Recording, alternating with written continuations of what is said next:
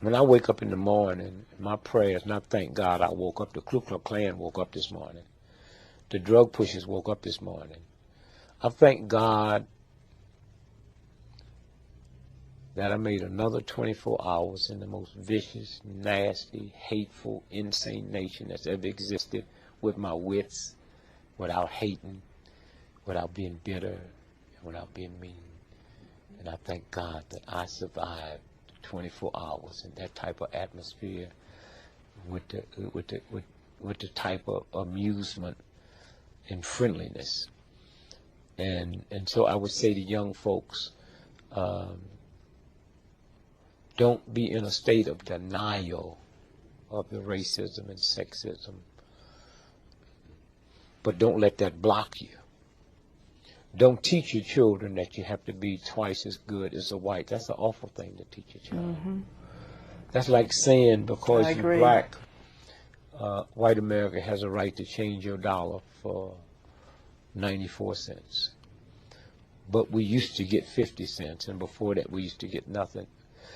Young folks have to say, we don't want more change for a dollar. Excuse me, we want a full dollar's change for a dollar, or this cash register will never ring again. Yes. I would also like for young blacks to understand that about 83% of all employment happen with small businesses. And excuse me, if you don't have a small business,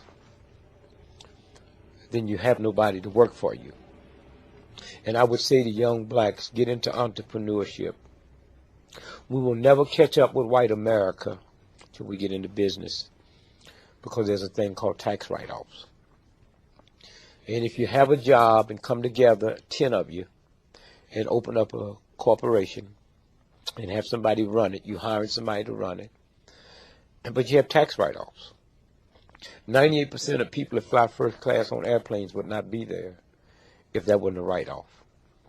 And yet, on that first class, they gave away last year $800 million, almost $1 billion of free whiskey.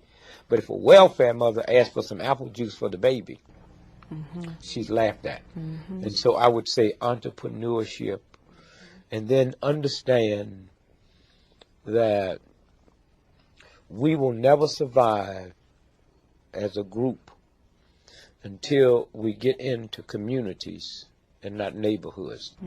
A community is, I control the police, the banks, the schools, the firefighters, and I control the flow of the money. And I have no problem when I go in a Jewish neighborhood and the shop owners are Jewish, and I go into an Italian neighborhood and the shop owners are Italian. I have a problem when I come in a black neighborhood and the shop owners is not me.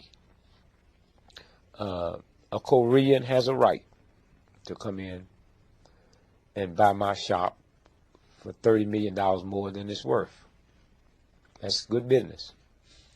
But if we decide that we're not going to do business with that boy, then he'll have to sell it back, or she'll have to sell it back to a black person for $1 million. Yes. And then the money circulates, and that's how you change. We've been so busy dealing with the hurt and the pain and the misery and glamorizing a hand few that have made it, that we have never really looked at, like they say, your role model. If you haven't got a role model in your house, you should fall on your knees and pray to God, because something is wrong. Yes. And so I would say to young folks, it's not about alcohol, but it's hard for me to say that to you when a 5-year-old got to reach past mama's beer and papa's wine to get some mayonnaise. I would also say to young folks that the number one drug that will wipe you out is not cocaine, it's not heroin, it's marijuana. And they deliberately make that a recreation drug, but it stays in the muscles, it stays in the blood, and it will wipe out your memory bank. And also, this is the first time in the history of TB that TB has always been known as poor folks. It's the first time that TB is not running rampant in the ghetto. It's running rampant in middle income white America, because it's the marijuana that they spray and that's no accident. And so I would just say to young folks, you have to reevaluate everything you've been taught. I would say to the black folks that just because a black person is 90 years old don't mean they have wisdom, and you need to listen to them, because if you was dumb and stupid when you was 9, you dumb and stupid when you 90.